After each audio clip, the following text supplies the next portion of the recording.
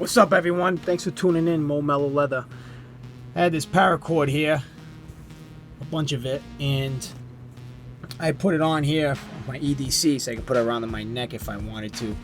And I do this knot whenever I splice a rope together, and it works really well. I don't know the name of this knot. I was hoping somebody would tell me what the name of this knot is. It works really great when you're splicing ropes together.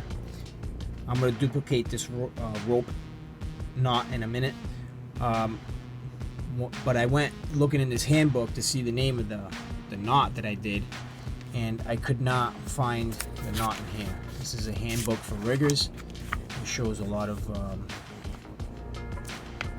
of good stuff to know when it comes to rigging.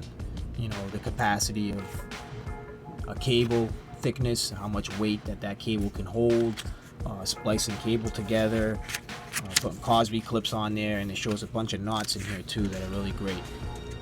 Bowline, square knot, clove hitch, Spanish knot, a bunch of good knots to know, especially if you're a rigger. I could not find the knot, so maybe someone can tell me what that knot is. But in the process, I found these items inside that handbook.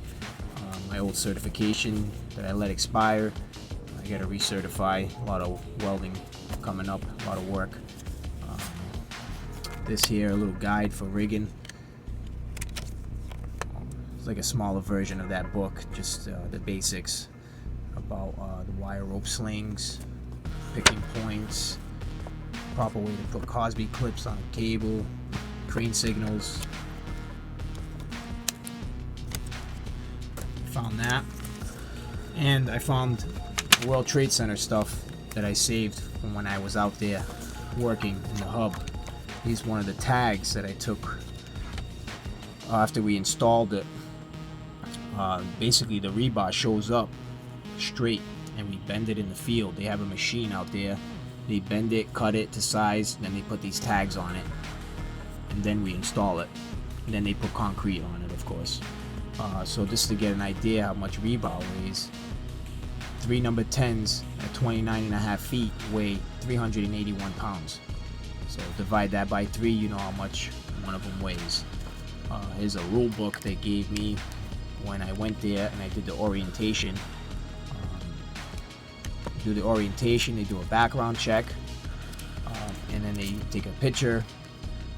They do an eye retina scan, and they send you on your way. And in order to get on the job site, you would have to scan your eye,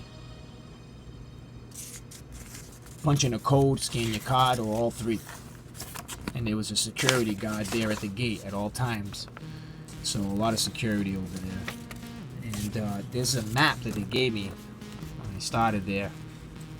Here is where I was working, the hub, in between Tower 2 and Tower 3. Tower 1 was over here. At the time, this tower was almost complete. And these 2 were still going up. I believe this one here was already occupied and being used. This was the post office right here, and this is the gate I would come in every morning where I'd scan my eye in order to get onto the job site. And I remember I'd walk down here. They had the Occupy Wall Street over here at the park.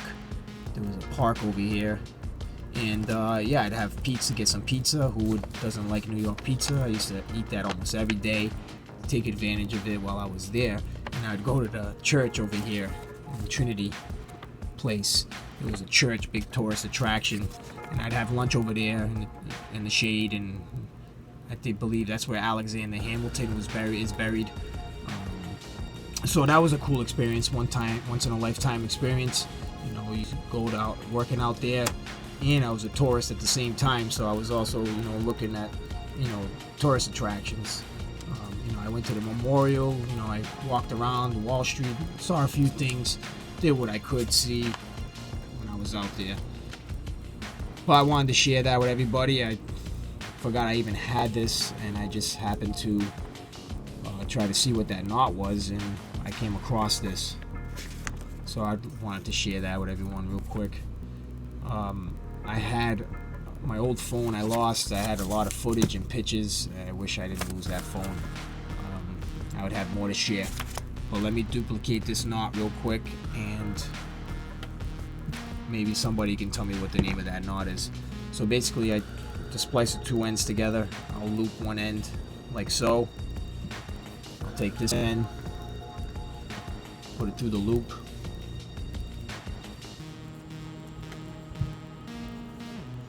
And then what I'll do is I take this end and I wrap this a few times. Give myself a little slack here.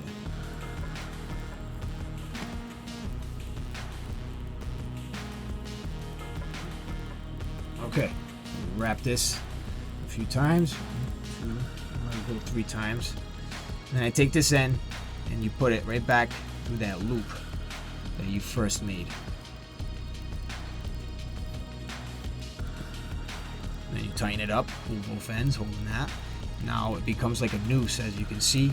So the more you tighten this, the more you pull on each end, the tighter it gets, and it will never come undone. Never. And it's really easy to undo. You just push on this end like so. Push down on this flap here, you see? Real easy.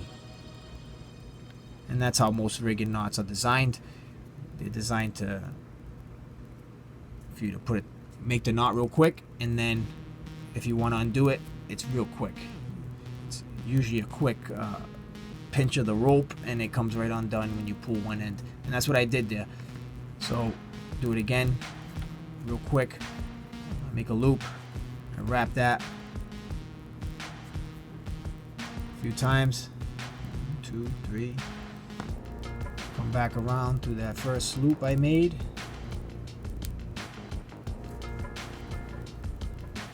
Pull both ends. Done.